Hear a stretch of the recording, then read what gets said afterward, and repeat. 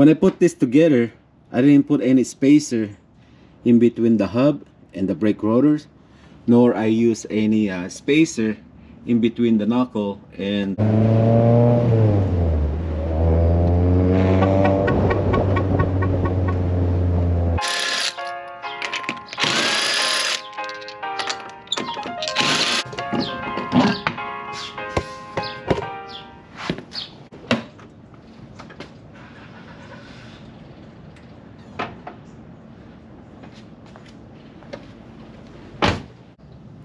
welcome back to the channel, Sagitnet2. Today's episode, a little bit of an update on the Spoon twin calipers together with the Mini Cooper brake rotor and also a 1320 bushing, which is I'm using that one just to kind of center the rotors on the lugs. And I also would like to make a correction. I apologize for giving you some wrong information. Yeah. It took me a long time to watch my episode again, and I kind of noticed that what I'm talking about is the torque on the bolts and the captive nuts on this one. I have said on that episode that the bolts require 11 pounds a foot of torque, and the captive nuts require 15, which is it's the other way around. This is 15 and the nuts is 11. So I do apologize for wrong information, but then again everyone have a supplied service instructions on how to put this together, and yeah, it only require a little bit of time to get all the information from there. Okay, that being said, let me give you a little bit of what setup do I have here. The knuckles are from a Civic EX, and this is from a Mini Cooper, 280 millimeter in size, the diameter, and the 1320 bushing right here. When I put this together 2 years ago, I didn't put any spacer in between the rotor and the hub, nor I put any washer in between the knuckle and caliper. I was just eyeballing during that time. When I tried the brake pads, which is brand new at the time, yeah, it went right in, and I said to myself, I'll just go ahead and give it a try just like that. But I did notice that this one has a lot of play, that it was kind of loose compared to the one on the inboard side. But now that it has quite a bit of mileage on there now, I'm started to wear out the brake pads. And like I said earlier, that I started to feel having some kind of a sensation on the brake pedal whenever I step on it, kind of spongy. Only one time, the first step on the brake pedal of the day, and then after that, goes away. So as you can see, you could pretty much like see that the piston is already this side, it's already pushed out compared to this side.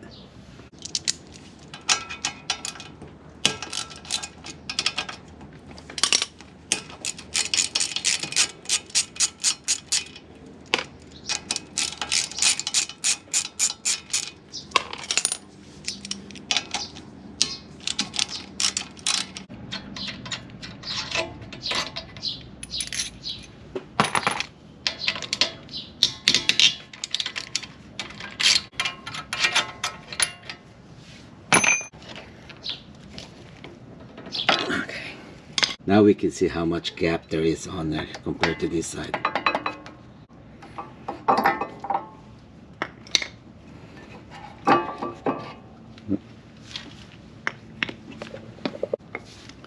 Zero out. This is the inboard pads.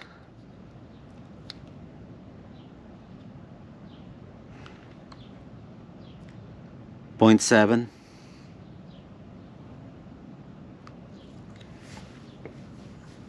Outboard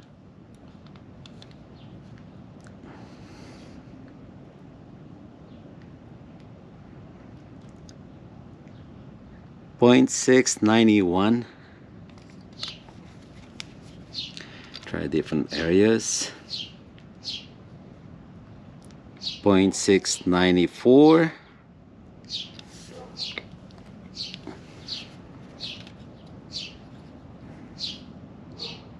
0.699.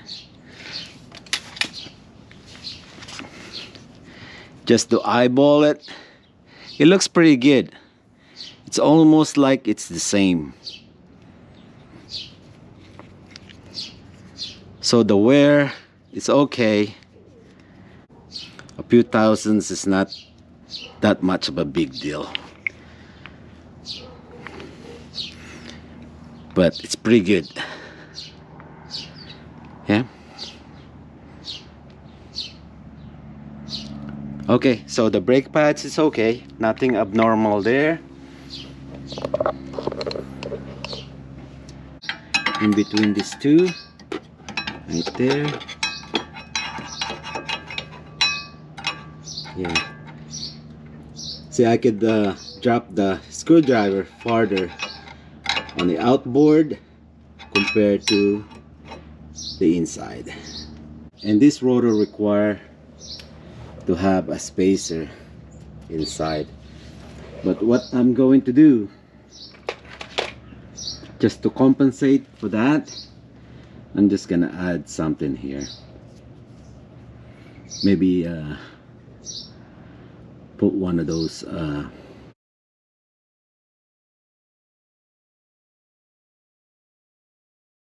this is just on my own personal use.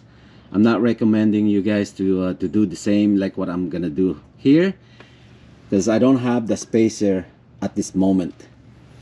But what I'm gonna do, if I could find another those backing plates that I could put here. Yeah, let me see if I have some here in my garage. If not, then I'll get the spacer and I will put it in between the hub. I really don't want to do that. It's because of this, because I want this rotor to sit on the hub. Okay, I got the gap. This is the gap. Got it right there. Now I want to measure how much this is.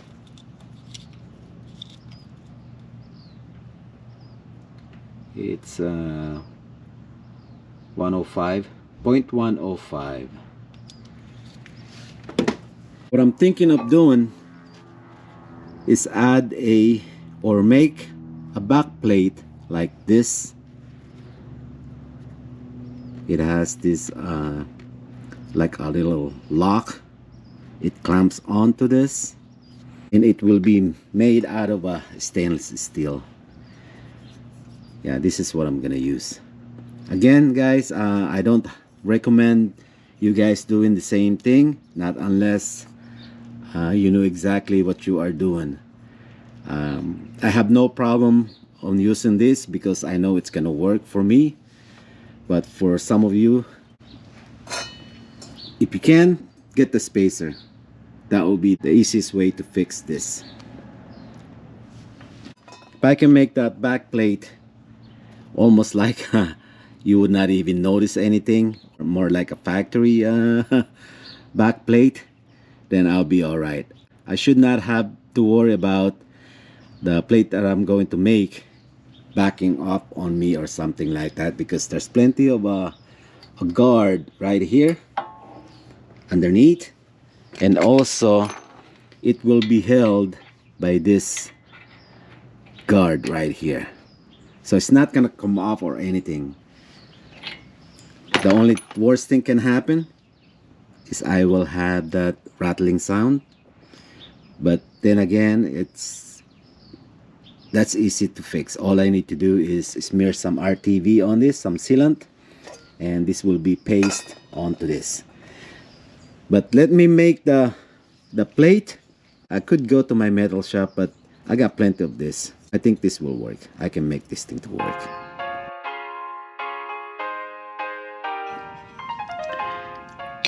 Here's the raw form. It's not bent out of shape yet.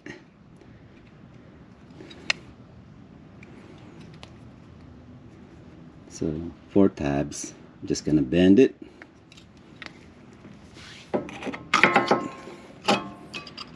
Like so.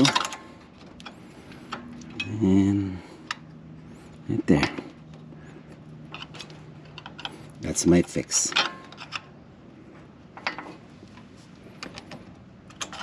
It'll be nice if I have a flat stainless steel. It would have been better, but this will do. Once this thing has been pressed by those 2 pistons, it will straighten itself out, and I'll find out if this thing is going to make some noises. Yeah, I'm gonna try to flatten this as much as I can.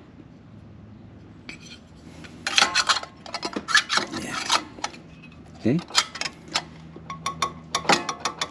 it's somewhat the same amount of play. All right,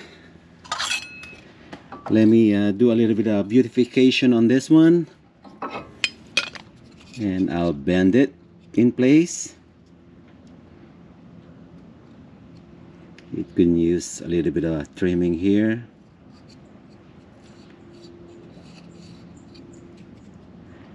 Yeah. Okay. I'll be back. Got this one all fixed up. I made it in a way where this thing snaps.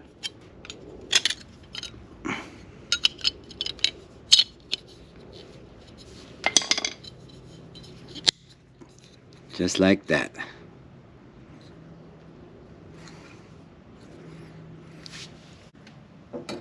And for now, this is what I thought about doing in order to have the same amount of piston travel in between the outboard and the inboard side. That should fix it, I think. All right, that's done deal. Now I finally have a temporarily fix on this one, or it could be permanent for me, depending on how it goes, if it's gonna make some noises or not. Now I'm worrying about that this thing would have a rattling sound somewhere along the line. Let me show you a comparison on my temporarily fix on this one. Let me get the other brake pads. This is the other brake pads when this car used to have an LX knuckle. This pad already have a plate lay on top of this brake pad right there, and another plate goes on top of it like so. And this is the type R pads. It has this plate, and I made another one that goes on top of it like so. So basically it's the same thing. The only difference is the inboard side doesn't have any, but this pretty much like will compensate for the piston travel on this caliper.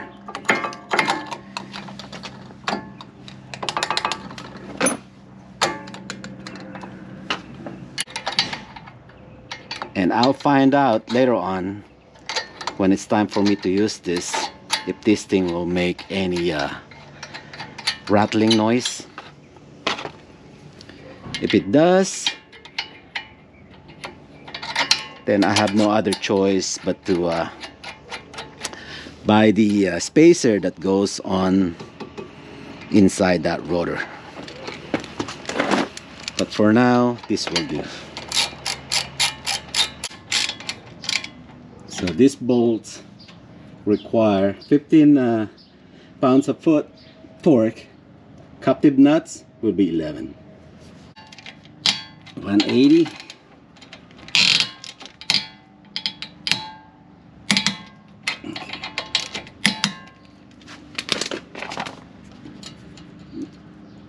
Then the nut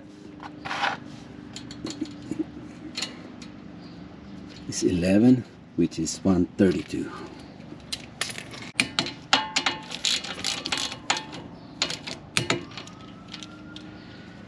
All right, done deal.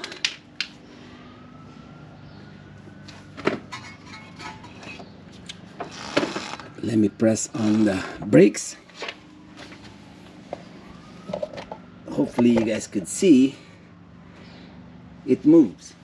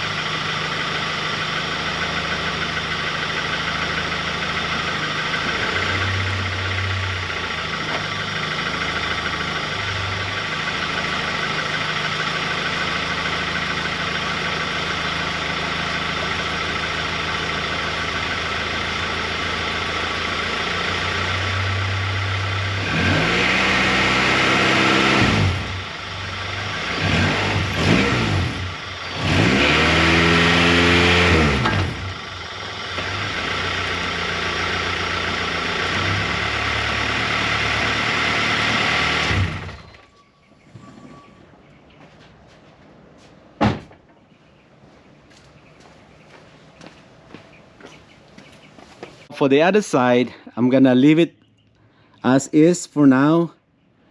What I'm gonna do, I'm going to give this thing a test and see how I like it. Is there a possibility that this might get stuck or it might rattle? I will find out, but I will let you guys know. I'll keep you guys an update on how it works. This is where I end this video. And if you like this episode, make sure to hit that like button, okay? And I'll see you guys on the next one. For some of you guys that are thinking about getting one of these, the Mini Cooper 280mm rotors, it still require. I think it depends on the knuckle that you use. I'm not sure if this Honda Civic EX knuckle is the same as the Integra GSR. So it's just a matter of you putting it in there and really looking at the rotor being centered onto this. Yeah, yours might be different. And if you chose to go this route, you are at your own risk. If you're not confident, please just get the spacer that goes on here.